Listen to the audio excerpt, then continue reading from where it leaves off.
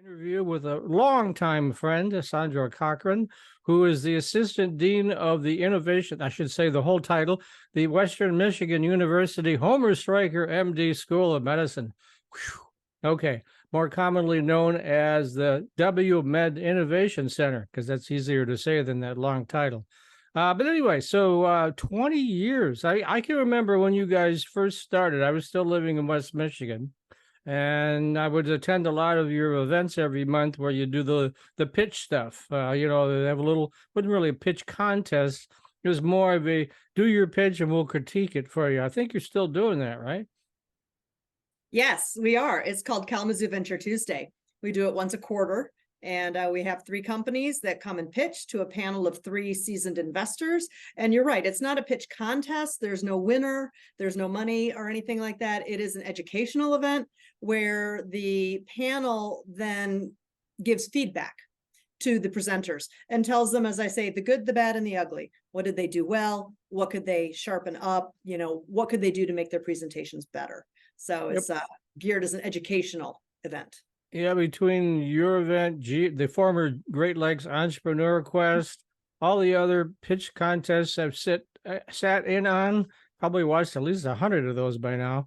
So I understand the basics of what needs to be done, but that's not what we're talking about today. We're talking about on September 20th, as I look at my calendar, you're going to be having your 20th anniversary. Let's talk about that. You have a very special guest coming. Yes, thank you. I'm so glad to be able to talk about this. So on September 20th, we're doing a celebration event. So we have a lot of things to celebrate. And one, of course, is our 20th anniversary. We opened our doors in July of 2003. So this is our 20th anniversary. We're very proud of that fact. We've served, almost 425 clients over the years, client companies, and helped them grow. And we're also celebrating a few other things. We have 2 companies that are graduating. So we'll be wishing them well. One of them is leaving out of the building to take up residency of their brand new facility in the community of Portage. And the other client is, they're still going to keep a portion here with us, but they're expanding.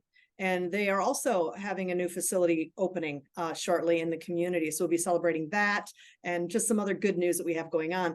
Our special guest who's joining us is going to be Michigan's Lieutenant Governor Garland Gilchrist. So we're very excited to have him, such a supporter of technology in the state of Michigan, a great individual, and he'll come give opening remarks.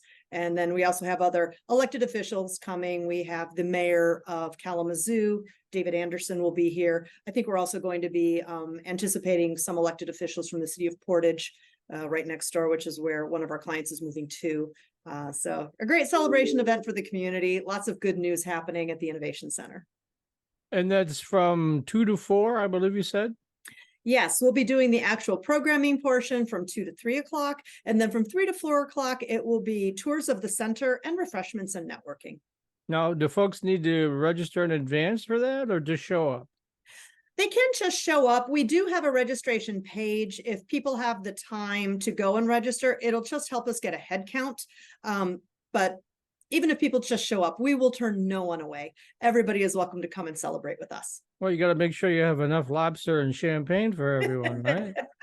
Well, at least be cheese and crackers. Oh, okay. All right. Not lobster and champagne. All right. So this may be the first time that folks have heard about you folks at the WMed Innovation Center. So give us your pitch. Oh, our pitch. The WMed Innovation Center is a place where innovation and commercialization are front and center. So our goal is to help startup companies grow and prosper and eventually exit out of the center, hopefully into the community where they will continue to be part of our life science ecosystem. We do specialize in life sciences. The majority of our facility is wet lab space. So we have a lot of companies that are working on drug development, therapeutics. We've got some contract research organizations, but we do support other types of technologies in our co-working space. So I have a couple automotive companies doing sensor type work. I have another company doing financial tech. So they're a fintech company. So if it's high tech, we are the Kalamazoo Smart Zone. And as such, we have an obligation to serve the 7-county region for high-tech entrepreneurs. Even if they don't reside within our walls, we try to assist them, connecting them to resources, helping them meet others who can help them advance what they're doing. We just like to view ourselves as a connector, growing the ecosystem and helping everybody thrive. And of course, Kalamazoo has a very deep history of biotech, pharma. Of course, Pfizer. And before that, I'm trying to remember, what was the company before Pfizer? It all fades after a while.